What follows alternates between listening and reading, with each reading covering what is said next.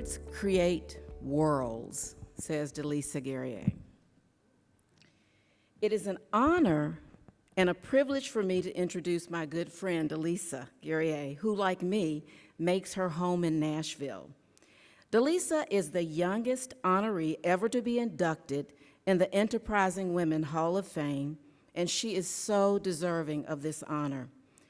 As the CEO and founder of Storyville Garden Theme Park, she is the majority owner and has raised the investment dollars to make this $1 billion entertainment complex a reality.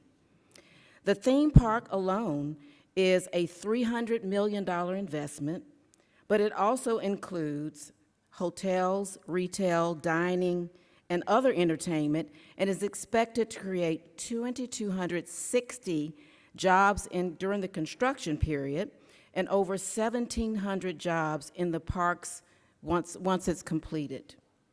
The idea for Storyville Gardens came to Delisa in 2017 when she became aware of the alarming literacy statistics in Tennessee and nationwide. She wanted to find a way to bridge the gap and make reading and learning fun so she could make a real difference in children's lives. She was also aware that many children never had an opportunity to travel outside of their community, let alone outside of the state, and certainly not outside of the country. These are many at-risk children that go through this on a regular basis. So this theme park would be a way to expose children to other countries and other cultures. Focusing on improving lives of children has been a strong force in Delisa's life. A graduate of Tennessee State University, my alma mater, she was on track for a career in medicine when she met her now husband and business partner, Eldie Guerrier, at an automotive dealership he owned. She was there to get a quote on some window tinting, and it took some time before he was able to convince her to date him. But the pair ended up being a great match, and they married and now have 3 beautiful children. I know Delisa will share her story with you today, and you want to hear this directly from her. But I want to add that Delisa's mother, Lisa Walker, who is here with us today, has been such an inspiration to her. As a welder and pile driver, working on bridges in the San Francisco area, Lisa has been a role model to mentor her daughter, exemplifying that you can do anything you set your mind to.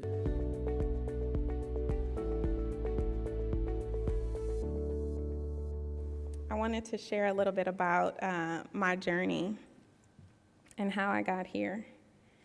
And it really is all founded on the basis of the power of storytelling. And my mission really is using storytelling to impact generations. So I want you all, really quick, to think of a recipe. Maybe it was a dessert when you were little. Maybe it was your mother's chocolate cake or your aunt's banana pudding. And as you grew older, maybe you realized that there was no other one that tasted quite like that one. Maybe there was this one thing that you realized one day that was in that recipe growing up. Maybe it was cardamom or cinnamon or bourbon, I don't know. But there's this one thing in stories, and it is unlocking the imagination. So I want you all to close your eyes for just a second. I want you to imagine the hustle and bustle of a big city. Hone in on the area of low socioeconomic status. Can you hear the horns honking from the traffic? The sirens, the dogs barking, the kids laughing, playing, crying. There's a lot of noise. Some may even call it chaos. Then there's 4 walls at 1467 34th Street. Inside those walls sat a little girl who had the privilege of traveling all over the world.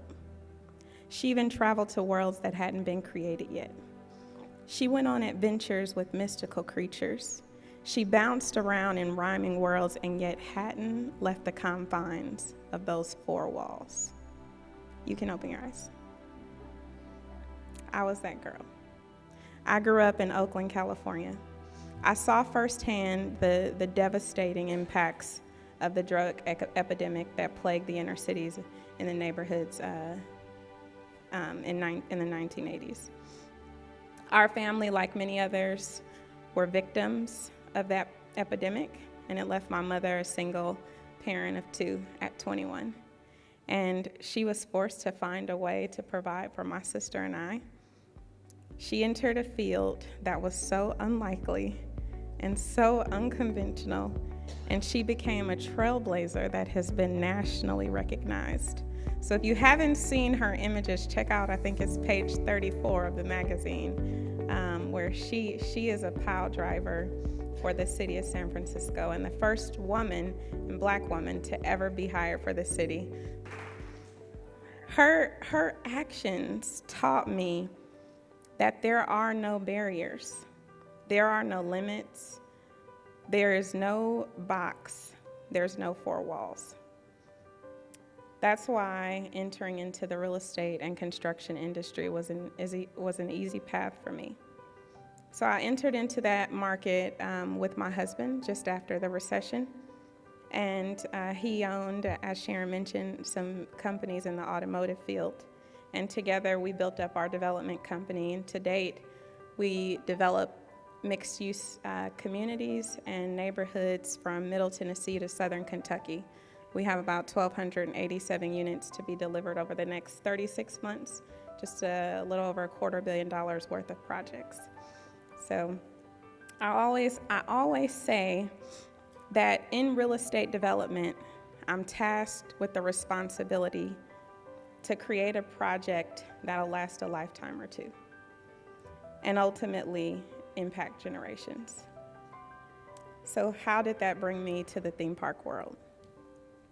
To me, it was no different. He and I found a need in our community when we were taking our children to Chicago and Atlanta and St. Louis in order to find something engaging to do for the whole family. The other side to that is Ralph Waldo Emerson has a quote. He said, "We do not inherit the earth from our ancestors. We borrow it from our children." To me, that means that we are tasked with a huge responsibility to be intentional. In Tennessee, as I shared, 4 out of 5 children are not up to grade level reading. And studies show that if we can get a child to read for fun, anything, test scores will significantly increase. So almost 5 years ago, I met a few of the right people, and doors just opened, and my original vision of bringing that to life is what you see as Storyville Gardens today. So we have 165 acres that we will announce after we finish signing our incentive package. The park makes up roughly 40 acres of that. We have a lot of parking, 3 hotels, and quite a bit of retail, dining, entertainment surrounding the park. Last week, my husband and I closed our final piece of fundraising just for the park, totaling $336 million. Thank you. So on opening day, when a child enters through the gates in an area representing Africa, they'll first be met with the sound of the drums. The lush landscapes of the Genesis Gardens, well, they'll try not to get entangled into Anansi the spider's web.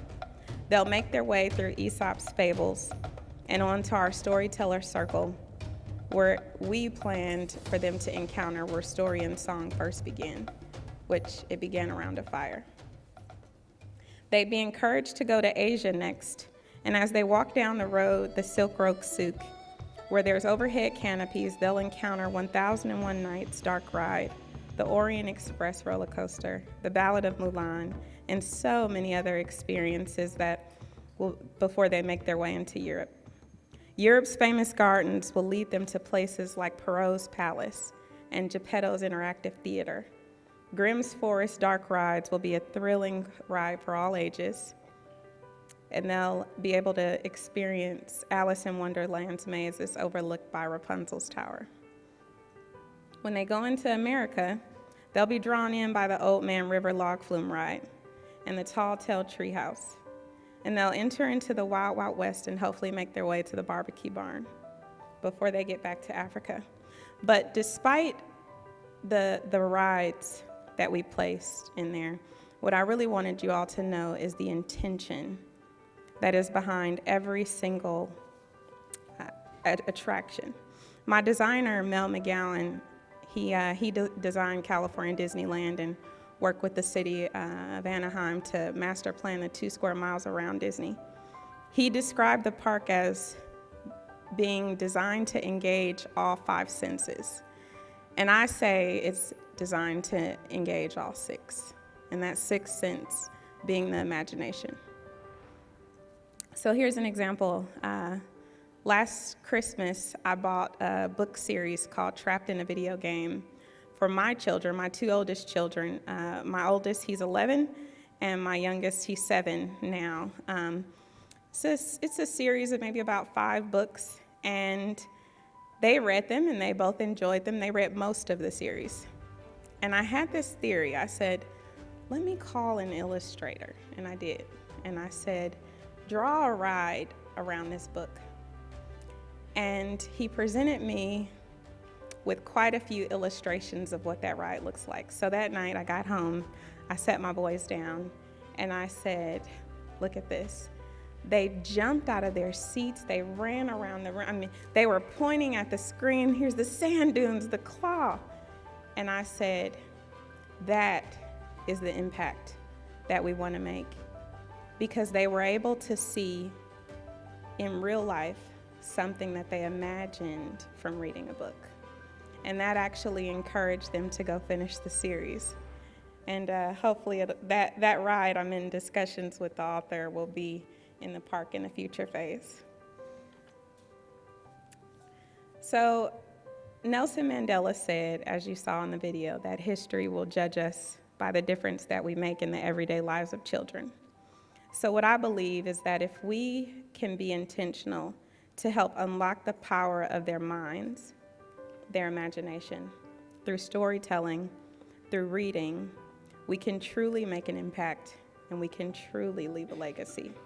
And I'll leave you with this. A lot of us think that we leave a legacy by the things that we build. And I would charge you to change your perspective and maybe think that if we can probably leave a greater legacy and make a greater impact by what we tear down, like the 4 walls. Thank you all so much.